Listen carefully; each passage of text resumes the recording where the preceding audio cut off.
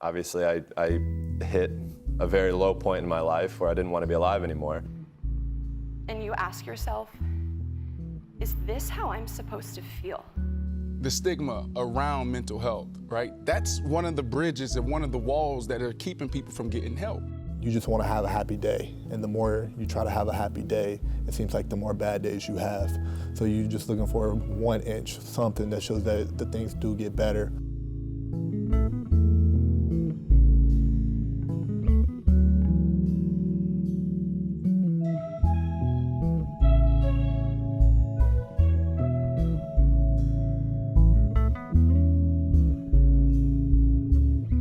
Well, this is what it looked like right before you fall. I'd say that's a very low number compared to what it actually is. Honestly, it's probably low. It's probably a little low. I would say it's probably around 50%, and the reason I believe that it's kind of underreported is just kind of the stigma that comes with depression, anxiety. Just growing up in the culture of sports, you're always kind of taught about the word mental toughness. No one actually knows what mental toughness means, but the word is thrown around so much, and I believe that it's overused. Growing up, you're taught to be a man, and men don't talk about feelings and sort of just tough through things, and like it's easier for females. That's what it's said to be anyway. One of my best friends, actually, my old roommate, she doesn't go to Longwood anymore, but she suffered from depression and anxiety, and it was a lot. And she was on the team, and then she ended up having to take like a semester off, and the coaches were super nice about it, but she just needed that. Typically, we see them start to go into a position where they start to get maybe overtrained. Now, we think typically of overtraining from a physical stance, and we kind of separate and have this dichotomy between the physical and the mental. But more times than not, they're very much interconnected. And so, things could pop up just from general stress. Things can pop up from if there's an injury, because then you have an individual who's now questioning their identity.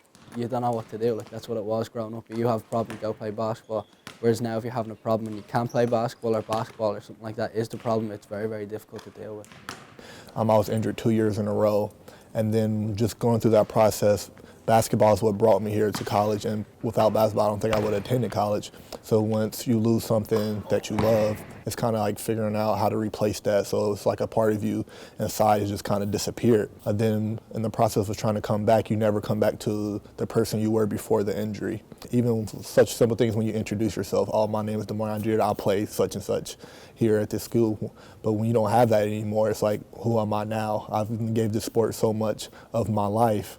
Who am I outside of it? And oftentimes, a lot of athletes can't deal with who are they outside of the sport because they honestly just don't know. That's a challenge, because if all they've seen themselves is as an athlete in their particular sport, they need to have a solid ground to try out new things, to try to develop essentially a new identity.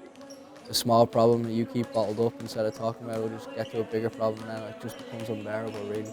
Like you just, something so small that could have been fixed with a conversation. Like even a teammate or a coach or a friend just grows and grows and grows to the point where it's unbearable. It's an internal conflict, and a lot of times in life the internal conflict is worse than the external conflict. It just all can become draining.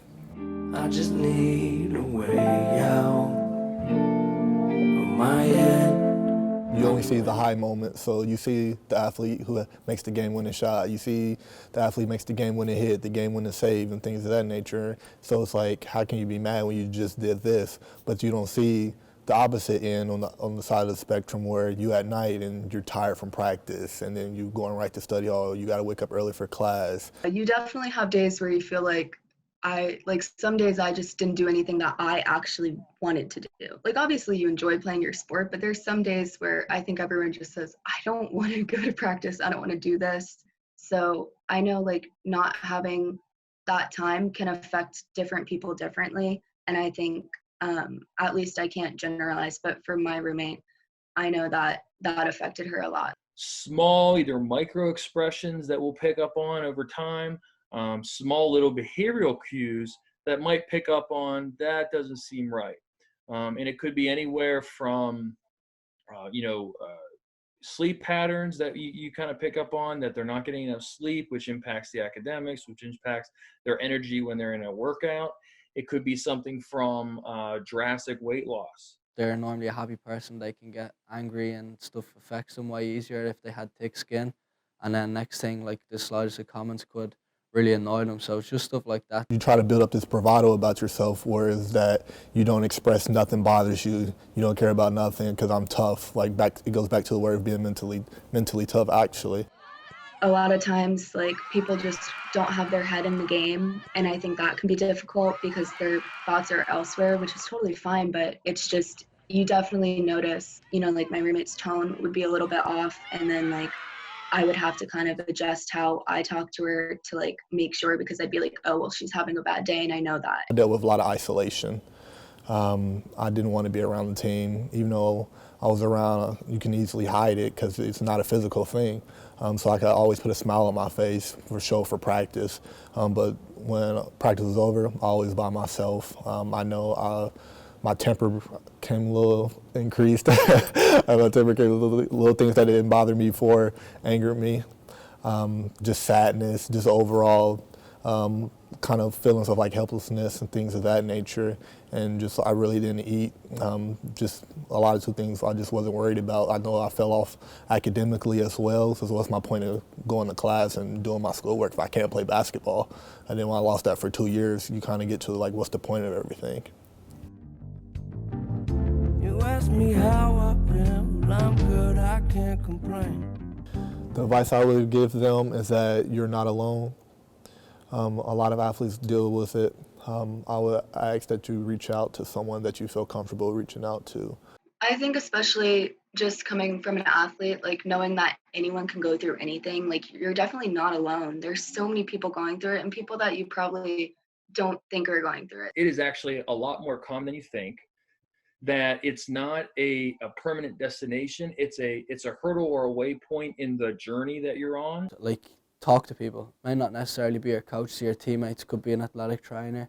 It could be a psychologist. It could be anybody. But like, just talk to someone that you trust. Counseling helped me out tremendously.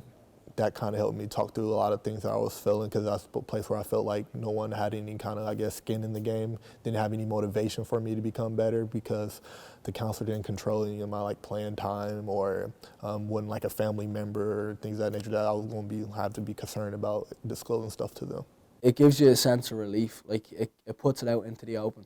Like instead of bottling everything up and like it just being like enclosed in you, when you like finally talk about it, it's like a sense of relief. Like and then when you get advice from other people, you realise that first of all, you're not the only one going through it. You're not going to be the last one going through it, and that like other people have been there before, and they know like what to say and how to deal with it, and like how to make you feel better about it. We're battling a very multifaceted issue that needs interdisciplinary solutions, and so for us, it would be naive to think that it's only one certain area that is going to help alleviate some of the mental health related issues. It's everybody's job. So it's all about being able to know, can you relate to that individual? Or even if you cannot relate to them, can you show them that you're willing to understand the individual? And a lot of times I feel that people typically don't want to be told how to fix it. They just oftentimes just want to be listened to. And once they feel like they're listened to, that's when they want to start possibly talking about solutions with you. You normally never see anyone an athlete miss a game for mental health reasons, only physical health reasons. So once I feel like if we can move more to that side, and that shows the significance that we place on mental health.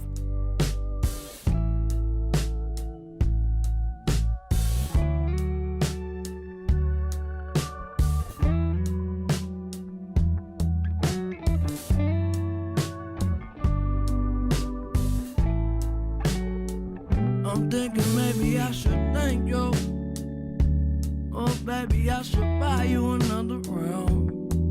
Cause you care and I swear that I'm here, but I'm there. It's getting harder to hunt me down.